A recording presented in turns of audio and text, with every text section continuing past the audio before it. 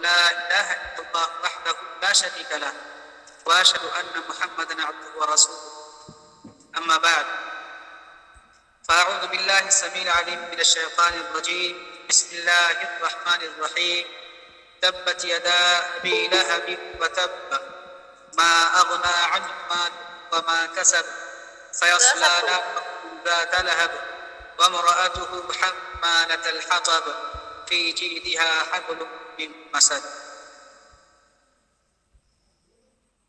اسلامی بہنوں، اللہ تبارک و تعالیٰ کا شکر و احسان ہے کہ اس نے پھر سے ہمیں قرآن کی تفسیر اور قرآن کی آیات کا ترجمہ پڑھنے اور سننے کے لیے یہاں پر جمع کیا۔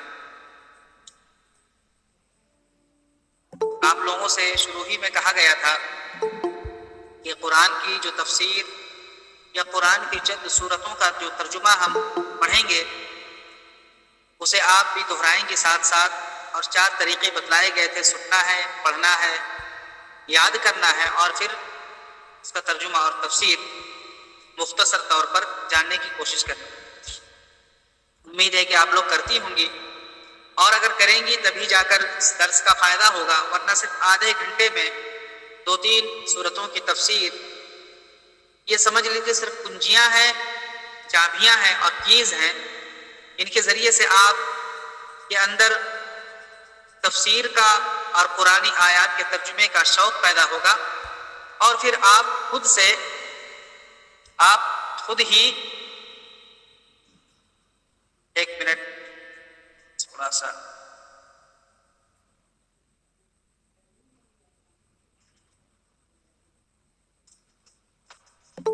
یہ شوق پیدا ہوگا، اور خود ہی آپ پھر دوسری تفسیروں کی طرف اور دوسرے ترجمے کی طرف آپ دھیرے دھیرے بڑھیں گی۔ آواز آ رہی صاف صاف نا؟ رک تو نہیں رہی ہے؟ آ رہی ہے جی ماشاء اللہ۔ اب وہ چند صورتیں بچ گئی ہیں، انشاءاللہ ہم کوشش کرتے ہیں مکمل کرنے کی۔ اگلی سورہ ہے سورہ تبت، ترجمہ نہیں ہو پایا تھا اور نہ ہی تفسیر ہوئی۔ اگر سورہ نصر تک کوئی چیز باقی ہو یا اس کے اندر کوئی چیز پوچھنے کی ہو تو آپ پوچھ سکتی ہیں 1-2 منٹ کے اندر۔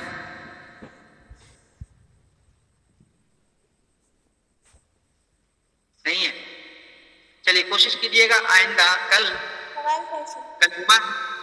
جی یہ سورہ نصر جو ہے وہ لاسٹ سورہ ہے نا قرآن کا؟ جی جی، پھر سورہ ایک قول کے اعتبار سے ہے۔ جی سورہ ناس کیوں لکھے لاسٹ میں؟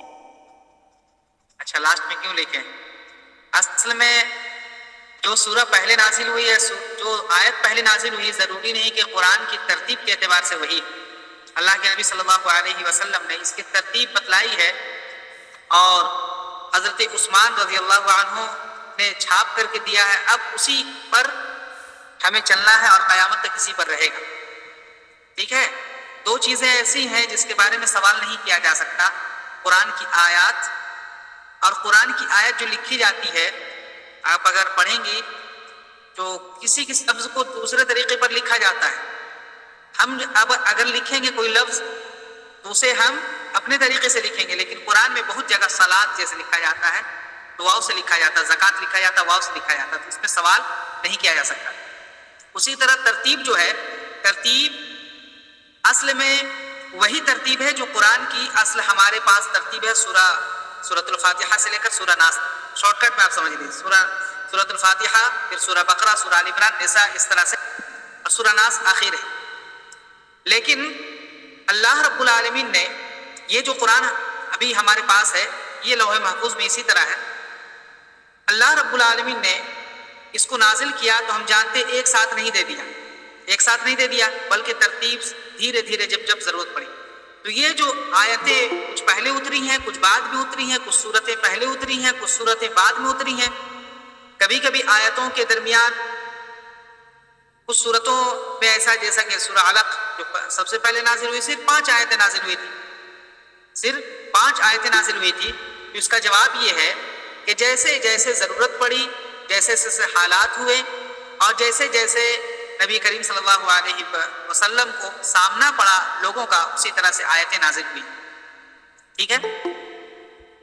انشاءاللہ اس کے بارے میں ہم پھر پڑھیں گے اور تفصیل سے قرآن کا جب موقع ملے گا تو جب یہ کتاب ختم ہو جائے گی قرآن کا جمع کرنا اور قرآن کے سلسلے میں جو آیتیں ہیں اور اسی طرح سے جو لکھا جاتا ہے مخطوطات ہیں اور اسی طرح جو قرأتیں ہیں انشاءاللہ اس کے سلسلے میں ایک اور سلسلہ وار ہم لوگ چلائیں گے پروگرام. جی چلیے ہم ترجمہ دیکھ لیتے ہیں. اصل میں ہمارا یہ جو درس ہے یہ جو دورہ بھی چل رہا ہے یہ پروگرام یہ اصل میں ایک کتاب ہے جیسا کہ بتلایا گیا تھا امت مسلمہ کے لیے اہم اسباق اسی کا چھوٹا سا حصہ یہ تفسیر ہے لیکن ہم لوگ چونکہ پہلی بار پڑھ رہے ہیں اس لیے کچھ تفصیل کے ساتھ آپ کے سامنے بیان کرتے ہیں. اور کوئی چیز چلیے انشاءاللہ آپ لوگ سوچ کر کے آئیے گا اس لیے کہ یا تو ختم ہو جائے گا جو معاملہ ہے ہمارا یا تو ختم ہو جائے گا پوری صورتوں کی تفسیر آج ختم ہو جائے گی یا پھر کچھ اگر ایک آدھ سورہ بچ جائے گی تو کل پورا آپ لوگ کو وقت ملے گا تو کل آپ لوگ سوچ کے رکھیے گا جو ہم نے پڑھا ہے ابھی تک اس کے تعلق سے زیادہ سے زیادہ سوالات انشاءاللہ کل بتایا جائے گا. اب آئیے سورہ تبت یا سورہ ابی لہب. تبت یدا ابی سب سے پہلے اس کا ترجمہ ہم دیکھ لیتے ہیں. تبت یدا ابی لہب و تب. ابو لہب کے دونوں ہاتھ ٹوٹ جائیں دونوں ہاتھ ہلاک ہو جائیں یا ابو لہب غرق ہو ابو لہب کا بیڑا غرق ہو. اگر ہم اپنے محاورے ترجمہ میں کریں گے تو ابو لہب کا بیڑا غرق ہو وہ ہلاک ہو جائے. ما اغنا عنہ مالہ وما کسب اس کے مال نے اسے بے نیاز نہیں کیا اور نہ ہی ان تمام چیزوں نے جو اس نے کمایا تھا. سیصلی نارا ذات لہب دہکتی ہوئی آگ میں ڈالا جائے گا. وامرأتہ حمالۃ الحطب اور اس کی بیوی بھی جو لکڑیاں ڈھونے والی ہیں. فی جیدہا حبل من مسد اپنی گردن پر کھجور کی بٹی ہوئی رسی وہ لیے رہی. یہ سادہ ترجمہ ہوا. اب مختصر تفسیر دیکھیے. اصل میں نبی کریم صلی اللہ علیہ وسلم کو جب دعوت دینے کا حکم دیا گیا آپ صلی اللہ علیہ وسلم نے فردن چھپ چھپا کر کے دعوت دی لوگوں کو اور پھر ایک آیت نازل ہوئی وانذر عشیرتک الاقربین اور اسی طرح سے قم فانذر کہ آپ اٹھیے اور ڈرائیے لوگوں کو دعوت دیجیے اپنے رشتہ داروں کو اسلام کے بارے میں بتلائیے. تو نبی کریم صلی اللہ علیہ وسلم نے مشہور ہے کہ صفا پہاڑی پر چڑھ گئے ایک دن اور کہا یا صباحا یا صباحا. یہ طریقہ کار تھا ان کو بلانے کا آواز دینے کا یعنی اعلان کیا. لوگ جمع ہو گئے جب تو کہا کیا بات ہے کیوں جمع کیے ہو تو کہا ارأیتم لو اخبرتکم ان العدو یسبحکم او یمسیکم. کہا کہ دیکھو اگر میں تمہیں یہ بتلاؤں کہ ایک لشکر جرار ایک فوج ہے جو تم پر حملہ کرنے والی ہے تمہیں ہلاک کر دے گی یا تو صبح کے وقت یا تو شام کے وقت تم پر حملہ کر کے اچانک ہلاک کر دے گی برباد کر دے گی. اما کنتم تصدقونی تو کیا تم مجھے سچا جانو. کہا بلا. کہا کیوں نہیں. کہا کہ ہم نے جب بھی تیرے بارے میں تجربہ کیا ہے تمہیں سچا مانا ہے. اور جیسا کہ معلوم ہے اللہ کے نبی صلی اللہ علیہ وسلم کو لوگ نبوت سے پہلے رسالت سے پہلے امین اور صادق کہتے ہیں. سچا جو ہمیشہ سچ بولنے والا ہو اور امانتدار. تو کہا کیوں نہیں.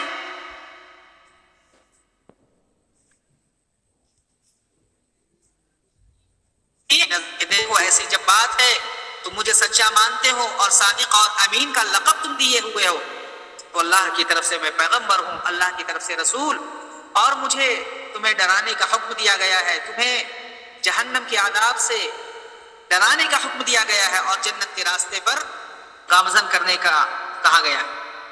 اللہ کی طرف سے میں پیغمبر ہوں مجھے مان لو.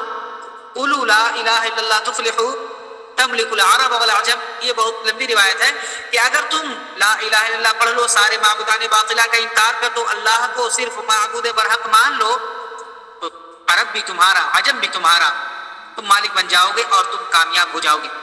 تو سب خاموش تھے سب پر سناٹا طاری تھا. ابو لہب اٹھا جو آپ کا چچا تھا سگا چچا، کہا تبا لکا الہذا جمعتنا، اے محمد کیا تو نے اسی لیے جمع کیا، یہی بکواس سنانے کے لیے؟ تم غارت ہو، تیرا بیڑا غرق ہو۔ اللہ سبحانہ وتعالیٰ نے یہ آیت نازل کی، اللہ سبحانہ وتعالیٰ نے یہ آیت نازل کی کہ جو تجھے بددعا دیتا ہے، جو تجھے بددعا دیتا ہے اصل میں اسی کا بیڑا غرق ہوگا۔ تبت یدا ابی لہب وتب، پھر پوری سورت نازل ہوئی۔ تو یہاں پر دیکھیے اللہ کے نبی صلی اللہ علیہ وسلم کو ایک طرف تسلی بھی دی گئی، اور آپ کے دشمن، اس سے پہلے ہی بتایا گیا تھا، اور آپ کے دشمنان اسلام نے جو آپ پر زبان درازی کی تھی، آپ کو بددعا دی تھی، یا آپ کا دل دکھایا تھا، اللہ کی جانب سے ان کو پھٹکار ملی۔ اگلی آیت میں بتلایا گا ما اغنى عنه ماله وما کسب، یہ جو مال ہے، یہ جو دولت ہے، یہ جو جائیداد ہے، یہ جو آل و اولاد ہیں، یہ جو تجارت ہے، تمام چیزیں ابو لہب کو فائدہ نہیں پہنچا سکتی۔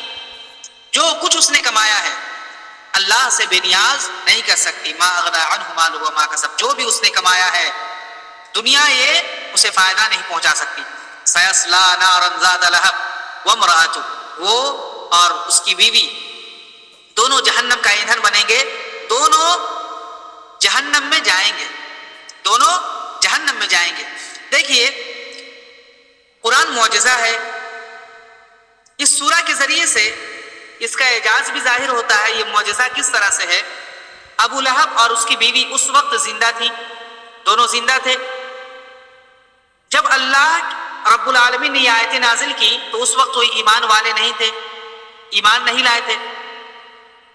تو قرآن نے ایک طرف تو پھٹکار لگائی، ایک طرف پھٹکار لگائی، بددعا کی ان دونوں پر، اور دوسری بات ہے یہ خبر دی، غیب کی خبر، غیب کی خبر دی کہ یہ لوگ ایمان نہیں لائیں گے، کیونکہ کہہ رہا ہے قرآن کہ یہ لوگ جہنم میں جائیں گے۔ بات سمجھا رہی نا؟ قرآن کا اعجاز یہاں پر دیکھیے، قرآن بتلا رہا ہے کہ آئندہ بھی اپنی زندگی میں کبھی یہ لوگ اسلام قبول نہیں کریں گے، تبھی تو کہہ رہا ہے قرآن یہ لوگ جہنم میں جائیں گے۔ اور اگر اسلام قبول ہی کرنے والے ہوتے تو کیوں نہیں وہ لوگ جنت میں چلے جاتے، یہ جہنم کا کیوں انہیں وعید سنایا جاتا؟ بہرحال تو اللہ کے نبی صلی اللہ علیہ وسلم کی سچائی پر بھی یہ دلیل ہے، اسی لیے اس کو کوئی جھوٹا، اس قرآن کو کوئی جھوٹا یا نبی کریم صلی اللہ علیہ وسلم کو کوئی جھوٹا نہیں کہہ سکتا۔ ان لوگوں نے پھٹکار سنی اور اس کے بعد چاہتے تو قرآن کو جھٹلا سکتے تھے، رسول کو جھٹلا سکتے تھے، لیکن نہیں جھٹلا پائے، اور ان دونوں کی موت کفر پر ہوئی اور اللہ رب العالمین کا قرآن سچ پر۔ یہ جو ابو لہب ہے، ابو لہب کا معنی یا اس کا نام آپ لوگوں کو معلوم ہے؟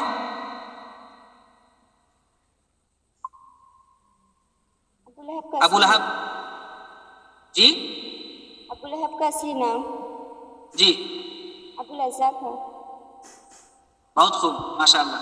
عبد العزا، عزا ایک بت کا نام ہے، اسی سے رکھا گیا تھا عبد العزا۔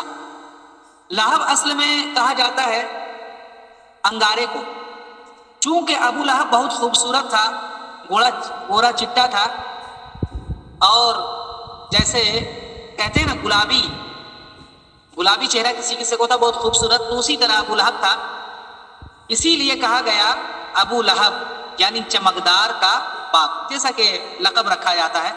اور اسی طرح سے عرب میں پہلے بھی اور ابھی بھی لقب ہی سے لوگ یا کنیت سے مشہور ہوتے، ابو لہب، ابو محمد، ابو ناصر، اس طرح سے لوگ رکھتے ہیں اور اسی سے مشہور ہوتے ہیں۔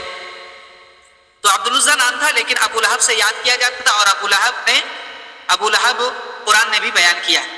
اسی طرح اس کی بیوی کا نام عروہ تھا، شاید عروہ یا اروا، جی ماشاء اللہ، اروا بنت حرب، بہت خوب، ماشاء اللہ، جزاک اللہ خیر۔ اور اسے ام جمیل کہا جاتا تھا۔ اس کی بیوی بھی بہت خوبصورت تھی اور عرب کی عورتوں میں ایک خوبصورت عورت کا درجہ رکھتی تھی، ام جمیل کہا جاتا تھا، اور اس کو ابو لہب اور اس کا نام اروا بنت حرب۔ یہ بات واضح ہو گئی۔ اس کے بعد کہ حمالۃ الحطب کہا گیا کہ اس کی بیوی ایندھن لے کر آئے گی۔ ایندھن جانتی ہے نا؟ ایندھن کہا جاتا ہے وہ چیز جس کے ذریعے سے آگ لگائی جائے، ہاں وہ کوئی بھی ایندھن ہو۔ جیسے ابھی ہمارے یہاں کیا ہے ایندھن؟ جی ہم ایندھن کے طور پر کیا استعمال کرتے ہیں؟ کوئی بتائے؟ جی ماشاء اللہ، گیس استعمال کرتے ہیں، اور اس سے پہلے لکڑیاں استعمال کرتے تھے، کوئلے استعمال کرتے تھے. تو وہاں پر اس وقت کیا استعمال کیا جاتا تھا؟ وہی لکڑیاں. اسی لیے کہا گیا حمالۃ الحطب، ایندھن اور لکڑیوں کو وہ ڈھو کر لاتی تھی. اس کے دو معنی ہیں. یا تو ایک معنی یہ ہے کہ جس طرح سے نبی کریم صلی اللہ علیہ وسلم کے راستے میں آپ کے گھر کے پاس جس طرح سے یہ کانٹے بچھایا کرتی تھی اور غلاظت رکھا کرتی تھی، لکڑیاں لا کر رکھ دیا کرتی تھی تاکہ نبی کریم صلی اللہ علیہ وسلم کو تکلیف ہو، آپ کے پاؤں میں کانٹا چبھے وغیرہ وغیرہ. ایک تو یہ معنی ہوا، چونکہ یہ بہت زیادہ ایسا کرتی تھی نبی کریم صلی اللہ علیہ وسلم کو تکلیف دینا. ایک مومن کو تکلیف دینا یہ تو ہے ہی بری بات، مومنوں کے نبی کو، مومنوں کے رسول کو تکلیف دینا یہ اور بھی بڑی بات ہے. اس لیے کہا حمالۃ الحطب، مبالغہ کا صیغہ ہے، یعنی بہت زیادہ لکڑیاں ڈھونے والی. اور دوسرا ایک معنی یہ ہے، جیسا کہ مفسرین نے بیان کیا ہے، جہنم میں جب دونوں چلے جائیں گے تو یہ عروہ بنت حرب، ابو لہب کی بیوی، عبد العزیٰ کی بیوی کیا کرے گی؟ جہنم میں اور جہنم کی آگ اور بھڑکائے گی اور بھڑکائے گی، اور ساری طرف سے وہ ایندھن لا کر کے لکڑیاں یا جو کچھ بھی ہو جہنم کو آگ کو بھڑکانے کے لیے ویسا کرے گی. اس لیے حمالۃ الحطب کہا گیا. فی جیدہا حبل من مسد، اسی بات کو کہا گیا ہے کہ اپنی گردن پر وہ لاتی ہیں یا اپنی گردن پر رسی باندھتی. حبل من مسد، کھجور کی بٹی ہوئی رسی کو مسد کہا جاتا ہے. ایک معنی تو دنیاوی معاملہ جو میں نے بتلایا کہ گٹری رکھ کر کے لاتی تھی، اور ایک ہی کہ جہنم، دونوں کا معنی آپ کے سامنے بیان کر دیا گیا ہے. اب آئیے کوئی اس میں کوئی چیز ہو تو بتائیے.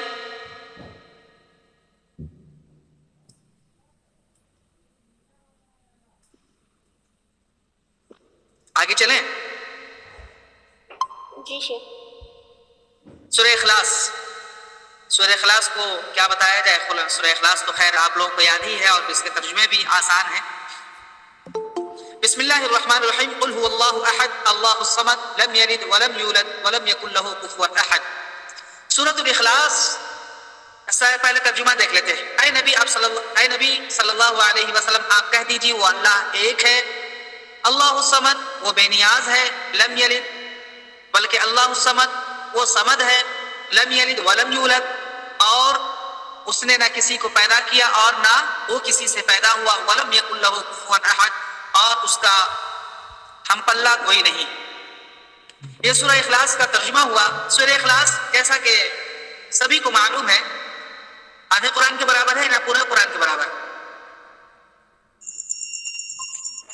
سورہ اخلاص جی 3 قرآن کے برابر، 3 قرآن کے برابر. ماشاء اللہ. اور کوئی؟ 1/3 نا. جی ماشاء اللہ. اور کوئی؟ چلیے سب کا جواب درست ہے. 3 قرآن کے برابر ہے، یعنی اگر 9 مرتبہ پڑھ لیں تو 3 قرآن کے برابر ہو جائے گا. اور جس نے کہا ہے مائک اپنا بند کر لیں، آپ لوگ مائک بند کر لیں. 9 مرتبہ پڑھیں گے تو 3 قرآن کے برابر، اور جس نے کہا ہے 1/3 قرآن کے برابر تو 1 مرتبہ پڑھیں گے تو 1 قرآن کے 1/3 کے برابر، 1/3 جس کو کہتے ہیں. تو اس کی فضیلت معلوم ہے. اگر کوئی شخص اخلاص کے ساتھ، للہیت کے ساتھ، یقین کے ساتھ اور پورے خشوع و خضوع کے ساتھ اس سورہ کو پڑھتا ہے تو انشاءاللہ 1/3 قرآن پڑھنے کے برابر اس کو ثواب ملے گا.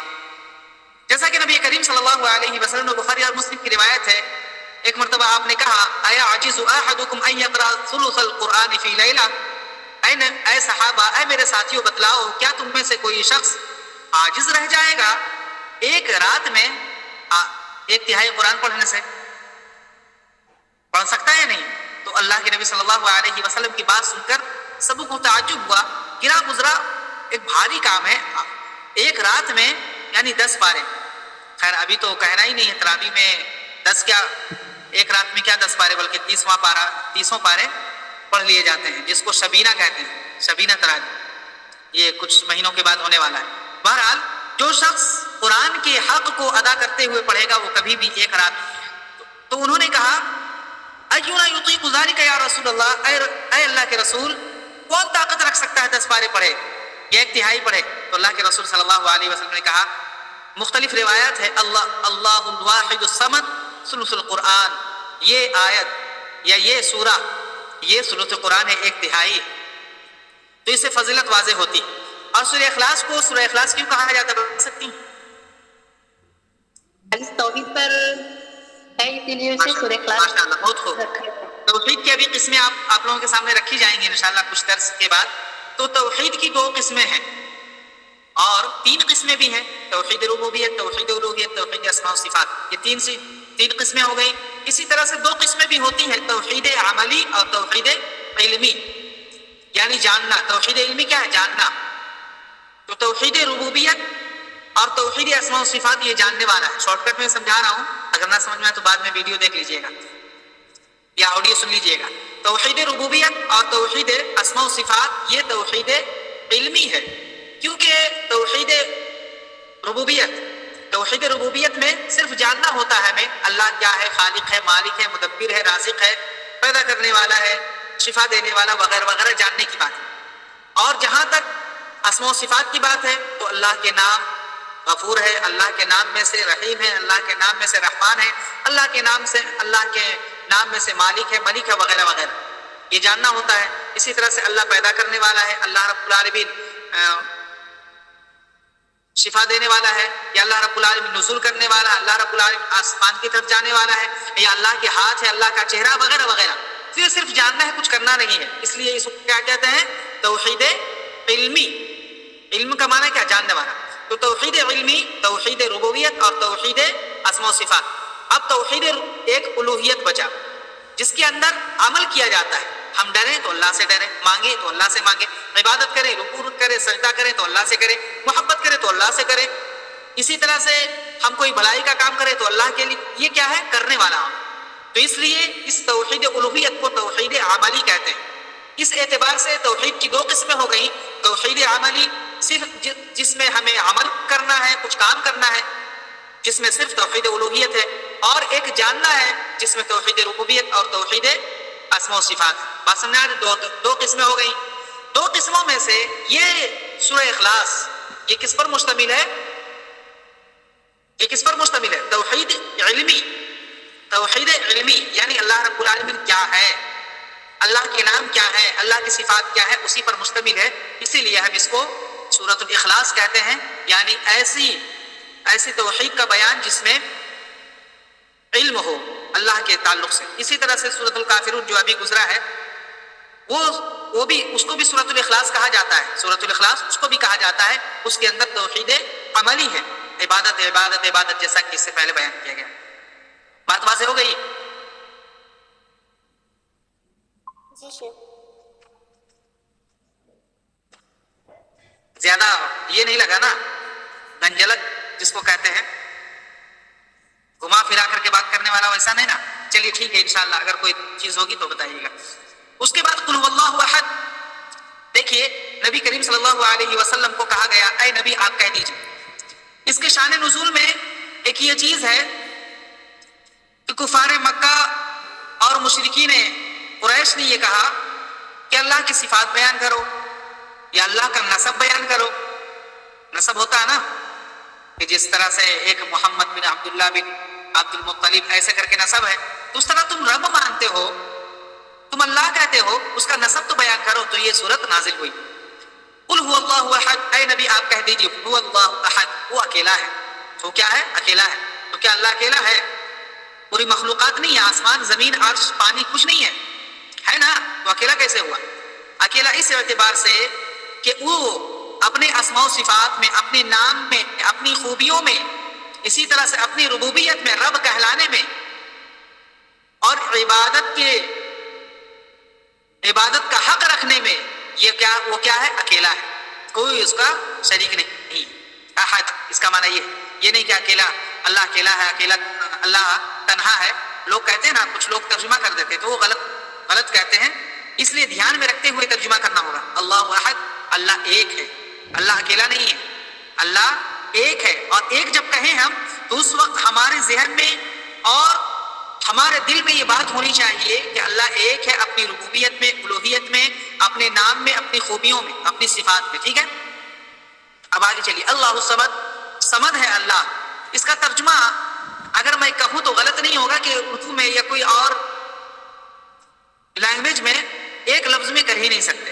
अल्लाह बेनियाज है, लोग कहते हैं, हम भी तर्जुमा कर देते बेनियाज है, लेकिन बेनियाज कहते हुए भी हमें इसके अंदर जो मानवियत है, जो मीनिंग है इनके, इसके अंदर जो मफहूम है, उस मफहूम को अपने जहन और दिमाग में रखना है। समद क्या माना कि अपने अस्मा जो है, अपने इस जो नाम है और अपनी सिफात में वो क्या है, बिल्कुल कामिल है, मुकम्मल है, कंप्लीट है, अपनी खूबियों में वो कंप्लीट है। दूसरी बात ये कि वो बेनियाज है। बेनियाज का मतलब जानती है ना? बेनियाज का क्या मतलब? जी जी जी माशाअल्लाह, मोहताज नहीं है। तो सिर्फ मोहताज नहीं इसका माना होता, समद का माना होता है ऐसी जात जिसे किसी चीज की जरूरत ना हो और सबको उसकी जरूरत हो। मुख्तसर ये शॉर्टकट में, जिसको ऐसी जात जिसको किसी की जरूरत ना हो, सबको उसकी जरूरत हो। और अल्लाह रब्बुल आलमीन की जात ऐसी ही है कि तमाम मखलूकात उसकी मोहताज है। हर पल, हर लम्हा, हर घड़ी उसकी मोहताज है। हम उठने से लेकर के बैठने तक और बैठने से लेकर के खाने पीने तक और सोने तक हम देखें, और नींद के बाद भी हम अल्लाह के मोहताज हैं और अल्लाह की नेमतों के मोहताज हैं। और अल्लाह रब्बुल आलमीन किसी भी तरह घड़ी, किसी भी लम्हा किसी का मोहताज नहीं है। तमाम मखलूकात से बेनियाज है। मखलूकात जैसा कि मशहूर हदीस, लंबी हदीस के तुम ऐसा करो तो मेरी बादशाहत में कुछ कमी नहीं कर पाओगे, अगर तुम ऐसा करो मेरी बादशाहत में तुम जर्रा बराबर भी बेशी नहीं कर सकते, कुछ नहीं कर सकते। ठीक है, ये मुख्तसर है। उसके बाद देखिए, जब अल्लाह रब्बुल आलमीन बेनियाज है, अल्लाह सुब्हानहू व तआला किसी का जरूरतमंद नहीं है और सब उसके जरूरतमंद है, तो फिर ये लाजिमन ये कहना ये है कि लम यलिद वलम यूलद, किसी का लाजिम है कि ना उसने किसी को पैदा किया, अगर पैदा करता तो क्या होता, किसी का मोहताज समझ लीजिए, किसी का मोहताज हो जाता। वलम यूलद, और ना वो किसी से पैदा हुआ, अगर किसी से पैदा होता तो कहा जा सकता था कि वो किसी का मोहताज है, तभी तो पैदा किया है। इसलिए एक असल होती है, एक फरा होती है, दोनों की नफी कर दी गई कि अल्लाह ना किसी से पैदा हुआ है ना उसने किसी को पैदा किया। अगर किसी को पैदा करता, पहली बात तो ये है कि अगर किसी से पैदा होता, लोग कहते या हम खुद कहते हैं कि वो किसी का मोहताज है, अगर वो चीज ना होती जिसके जरिए से वो पैदा हुआ है तो फिर क्या होता, वो चीज ना होती तो अल्लाह नाउजुबिल्लाह पैदा नहीं होता, तो गोया वो उसका मोहताज है। हम मान लेते हमारे माँ बाप वगैरह नहीं होते तो हम पैदा नहीं होते। इसी तरह से अगर कंप्यूटर या मोबाइल अगर है हमारे पास दिख रहा है तो क्या इसका इजाद करने वाला था, अगर इजाद करने वाला नहीं होता तो नहीं पैदा होता। इसी तरह से अल्लाह सुब्हानहू व तआला का पैदा करने वाला ना होता तो अल्लाह नहीं होता, नाउजुबिल्लाह, अस्तगफिरुल्लाह। खैर, इसी तरह से अगर किसी को पैदा करता तो लाजिमन उसके अंदर उसकी मोहब्बत होती, उसका ये होता, इसी तरह से उसका खौफ होता ज़ाये होने का वगैरह वगैरह। जैसे हमारे माँ बाप हैं तो हम अगर ज़ाये हो जाए, अगर एक दिन ना आए घर या कहीं बोल कर कहें शाम में आ जाएंगे, नहीं आ पाएंगे, तो कैसे क्या हाल होता है हमारे वालिदैन का। हर घड़ी जब तक निवाला जो है मुंह में नहीं जाता, गले से नीचे नहीं उतरता, जब तक कि हमारी शक्ल ना देख ले, ये मोहब्बत होती है। और गोया के हमारे वालिदैन हमारे मोहताज हुए, अगर हमारा चेहरा ना देखें, हमारी शक्ल ना देखें, वो खाना नहीं खाएंगे क्योंकि वो हमारे मोहताज हैं। बात समझ में आ रही है? तो यहाँ पर अल्लाह सुब्हानहू व तआला की दोनों तरह की नफी की गई। लिहाजा जो लोग कहते हैं, हम में से जो लोग कहते हैं कि अल्लाह नूर है या अल्लाह के नूर से कुछ पैदा किया गया है, या फिर अल्लाह ने जैसा कि ईसा अलैहिस्सलाम, उज़ैर अलैहिस्सलाम वगैरह वगैरह को कहा जाता है, तो ये सब बातिल है। जैसा कि अल्लाह सुब्हानहू व तआला ने यहाँ कह दिया, किसी ना उसकी असल है ना उसकी फरा। वलम यकुल लहू कुफुवन अहद, इसमें भी एक बात, वलम यकुल लहू कुफुवन अहद, और कोई हम पल्ला नहीं। हो सकता है कि एक शहर में एक बाअसर आदमी हो, बड़े पोस्ट वाला हो, बड़ी दौलत वाला हो, और उसी शहर में उसी गांव में दूसरा भी कोई हो, लेकिन यहाँ पर दोनों अगर गांव में हो, दो शख्स या शहर में हो, तो हो सकता है दोनों की बात चले, दोनों का हुक्म चले। लेकिन यहाँ पर अल्लाह की मिस्ल की नफी की गई, उसका हम पल्ला कोई है ही नहीं, कोई उसके जैसा है ही नहीं, ना उसके नाम में है कोई, نہ اس کی صفات میں ہے، نہ اس کی خوبیوں میں ہے، نہ ہی عبادت کا حق رکھنے میں ہے، عبادت کا حق رکھنے میں ہے، نہ ہمارے سجدے کا کوئی حقدار ہے ویسا، نہ ہی ہمارے رکوع کا حقدار ہے، نہ ایسی کوئی ذات ہے جس سے ہم اللہ کی طرح ڈریں، نہ ایسی کوئی ذات ہے دنیا میں اور نہ دنیا سے باہر جس سے ہم اللہ کی طرح محبت کریں وغیرہ۔ بات سمجھ آ رہی؟ تو کسی طرح کی ان تمام برائیوں سے یا ان تمام خرابیوں سے اللہ رب العالمین کی ذات پاک، کوئی مثیل اس کا نہیں، کوئی نظیر نہیں، کوئی مثال نہیں، کوئی ہم پلہ نہیں۔ بات واضح ہو گئی؟ انشاءاللہ اب جو 2 سورتوں کی تفسیر بچی ہے انشاءاللہ کل ہم کریں گے۔ کچھ سوالات تھے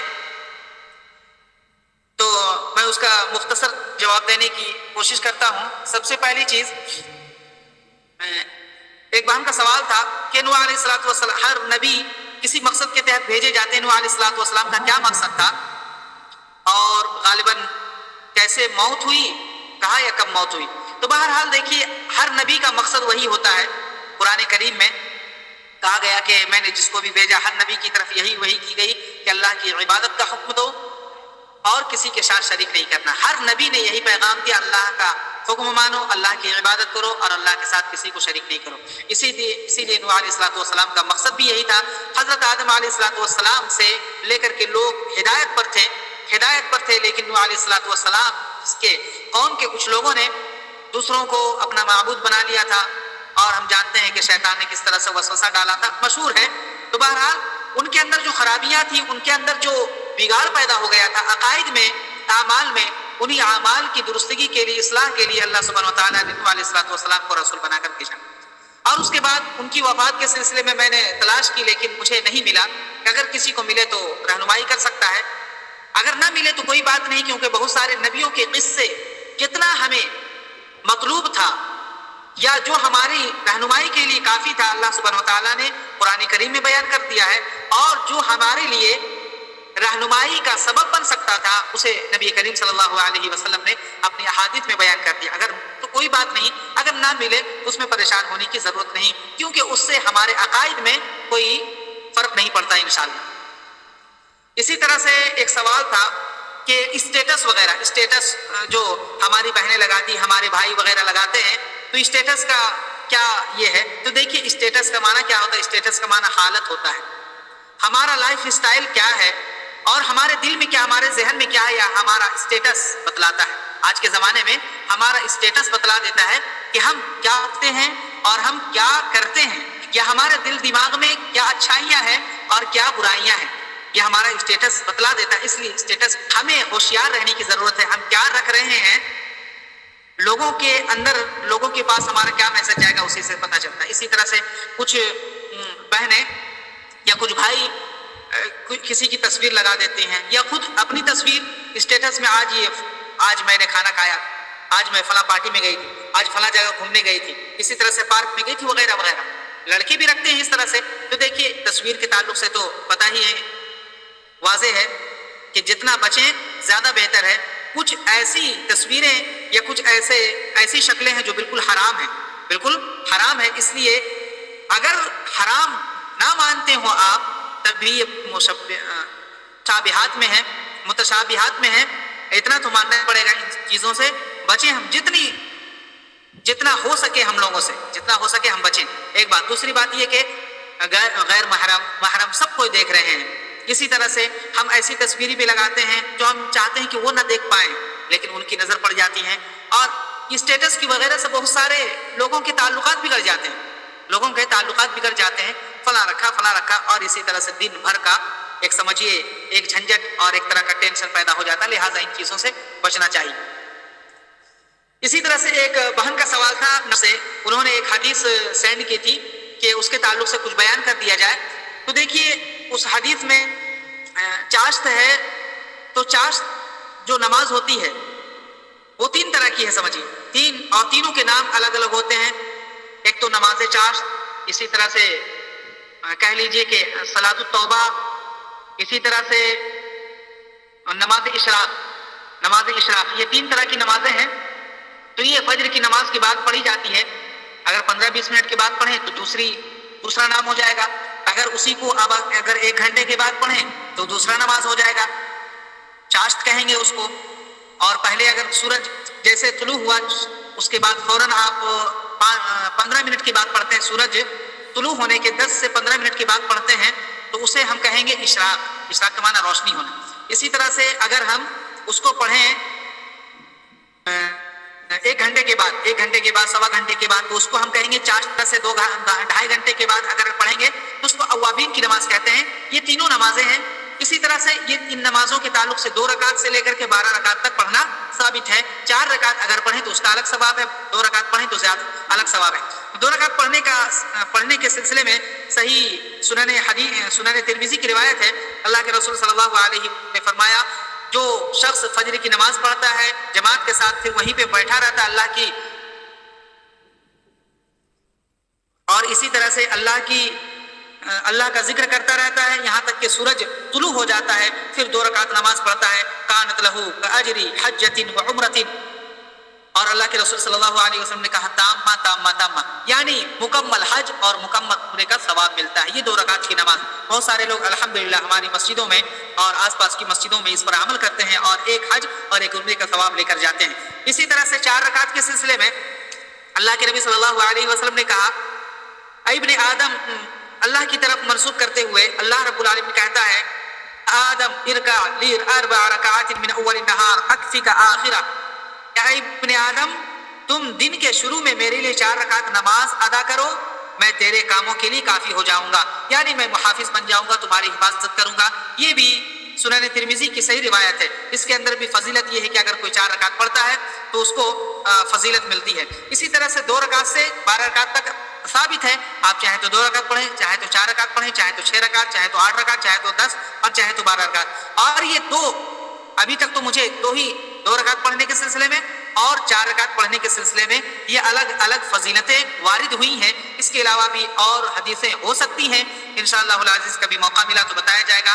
وقت زیادہ ہو گیا اس لیے معذرت چاہتا ہوں. انشاءاللہ کل ملاقات ہوگی. آپ لوگ اس کے تعلق سے اور جو خاص کر کے جو درس دیا گیا ہے, جو تفسیر بیان کی گئی ہے, اس تعلق سے اگر کوئی سوالات ہو تو آپ لکھ کر لائیں یا پھر کل سوال کریں. انشاءاللہ کل یہ دو صورتوں کی تفسیر کے بعد ہم انشاءاللہ 10-15 منٹ ہم سوالات کے لیے رکھیں گے. اللہ رب العالمین ہم سب کو صحیح سمجھ اور صحیح فہم کی توفیق عطا فرما اور قرآن و سنت کے مطابق اپنی زندگی کو ڈھالنے کی توفیق دے. آمین یا رب العالمین. وصلی اللہ علی خیر خلقہ محمد صلی اللہ علیہ وسلم. السلام علیکم ورحمۃ اللہ وبرکاتہ.